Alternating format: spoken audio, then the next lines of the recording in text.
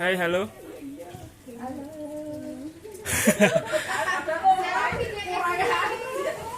Hari ini kita akan melakukan pelatihan bawang merah. Akan dilakukan oleh pemuda tani HKTI se-Solo Raya. Halo teman-teman. Ini teman-teman dari Jenawi, Karanganyar, Mojogedang, dan yang masih di luar sana itu dari Sragen, komplit se-Solo Raya. Ini Pak Sudarmaji, beliau nanti ahlinya yang akan mentrainer teman-teman untuk Halo guys. Nah, ini ketua HKTI pemuda HKTI Karanganyar. Teman-teman kita dari Solo sudah mulai datang. Ya, Mas Rojak, rekannya dari pemuda HKTI-nya Solo.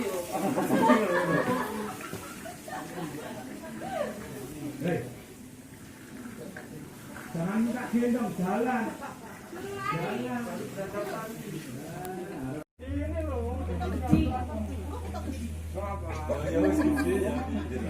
Sak, Mbak. Oke deh, baik.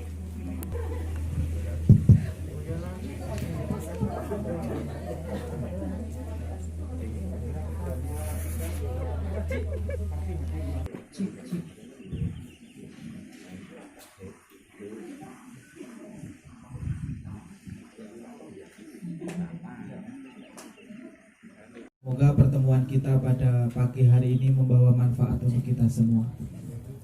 Pertama dan yang paling utama yang saya hormati senior saya Pak Darmadi, terima kasih atas fasilitasnya. Kumpul bareng khususnya dengan para ketua-ketua dan pengurus, anggota dan ngapain juga harus ada pemuda tani kayak gitu. Nah, bahkan sampai tengah malam Dinas Pertanian Provinsi Jawa Tengah. Ada Mas Rama, kita bertanya besar, tapi penuh dengan makna. Kenapa harus ada kita kan itu? Nah, apakah hanya sekedar karena seragam kita ini termasuk lain kayak gitu? Ini patut menjadi renungan kita teman-teman. Karena ada masalah, karena ada peluang. Jadi ada dua hal besar di pertanian kita. Yang kedua, ada coba diskusikan satu persatu sehingga teman-teman nanti ketika yang pertama masalah-masalah besar apa teman-teman? Kalau kita melihat ya, problem tanah pertanian di negara kita ini sangat kompleks sekali. Bahkan dia yang terus didengung-dengungkan ini nampak. Belum lagi masalah tanah kita yang semakin hari semakin sempit untuk pertaniannya. Tanah pertaniannya hampir habis dipakai untuk kegiatan-kegiatan Arang sekam. Itu paling gampang dewe. Jadi kalau dia buat persenan khusus bawang merah, sebaiknya pakai arang sekam dan pupuk kandang. Tapi pupuk kandang yang sudah jadi, setelah tabur ya. Jadi untuk persemaian bawang merah biji ini jangan bisa pakai bedengan, bisa pakai tempat seperti ini juga bisa. Kalau praktisnya mungkin bisa pakai seperti ini, satu kota ini bisa 1 gram. 1 gram untuk 1 gram biji atau mungkin sekitar 1.500-an. 1 biji nggak apa-apa.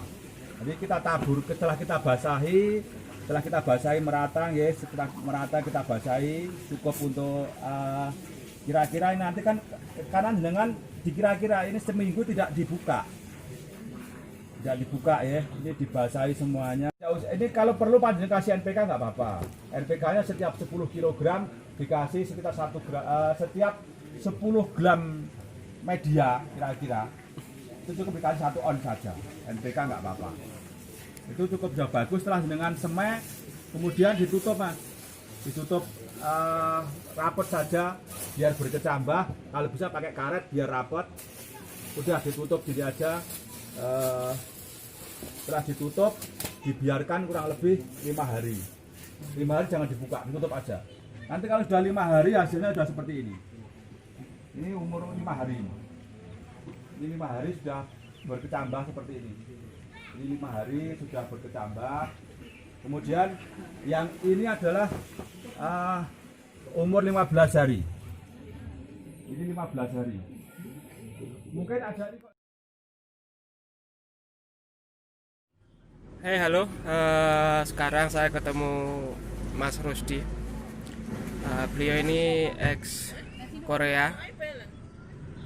Biasanya mereka yang pernah bekerja di luar negeri memilih pekerjaan lain yang lebih seksi untuk melanjutkan perjalanan hidupnya. Nah, ada yang menarik dari perjalanan Mas Rusdi ini. Dia lebih memilih petani atau bertani sebagai pilihan hidupnya untuk melanjutkan perjalanan hidupnya. Nah, tentang apa dan bagaimananya, mari kita ketemu dengan Mas Rusdi. Selamat siang, Mas Rusdi. Selamat siang, Mas Haji. Boleh diceritakan, Mas, kenapa sih memilih pekerjaan sebagai petani? Padahal kan ada usaha lain yang mungkin bagi mereka yang pernah kerja di luar negeri itu lebih seksi, dipilih untuk dijadikan sebagai usaha dalam hidupnya. Ya mungkin lebih ke mendalami makna hidup sendiri, Mas. Karena emang sebenarnya sebelum ke tani memang juga sudah berapa kali mencoba yang di luar pertanian lah. Tapi pada akhirnya kita kembali pada kalau anak-anak sekarang bilang zona nyaman.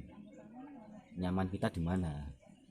Nah, ternyata setelah melalui banyak hal ya memang di dunia pertanian ini yang bagi saya benar-benar bisa membumi, bisa menyelami apa makna hidup sendiri, lalu mencari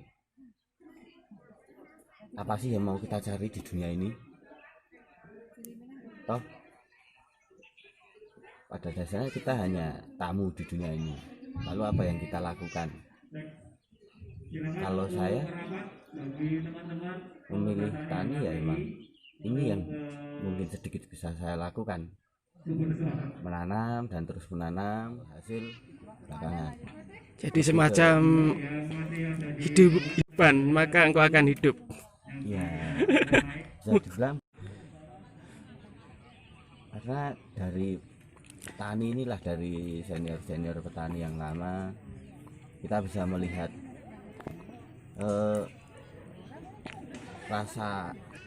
rasa cukup itu dimana, tentang rasa cukup sebuah kehidupan, tentang benar-benar jujur pada dirinya dan jujur dalam hidup itu sendiri. Jadi kalau boleh diterjemahkan bahwa bertani itu mengajari kita untuk jujur ya. Iya. Karena apapun hasilnya yaitu Ya. tidak perlu untuk bahwa ini bagus padahal hasilnya nggak bagus gitu kan. Ya apa adanya, akhirnya yang seperti itu. Nah, kalau nggak salah juga Mas Rusdi ini kan juga menjadi salah satu penggiat untuk kembalinya kejayaan kopi Karanganyar Lawu ya, Mas ya. Ya bukan penggiat sih, kebetulan saja. Kalau dikatakan penggiat, wong saya juga enggak apa ya, enggak bukan serius sih, bahasa Jawanya enggak mempeng dalam menyuarakan hal itu. Lebih terserah apa yang kamu tanam. Kalau kamu cenderung ke kopi, silahkan tanam kopi. Cenderung ke jeruk dan buah-buahan yang lain, silahkan tanam itu. Cenderung ke sayur, silahkan tanam itu. Nah, kebetulan yang sering apa ya, tersuarakan untuk saat-saat ini kopi. Itu aja. Siap. Terima kasih Mas Rusdi atas waktunya. Semoga sukses selalu Amin. dan apa yang dicita-citakan dapat berhasil. Amin. Ya, itu tadi bincang-bincang kita dengan Mas Rusdi. Beliau ini juga menanam jeruk keprok Tawangmangu, kopi, dan sayur mayur. Artinya bahwa ada filosofi hidup yang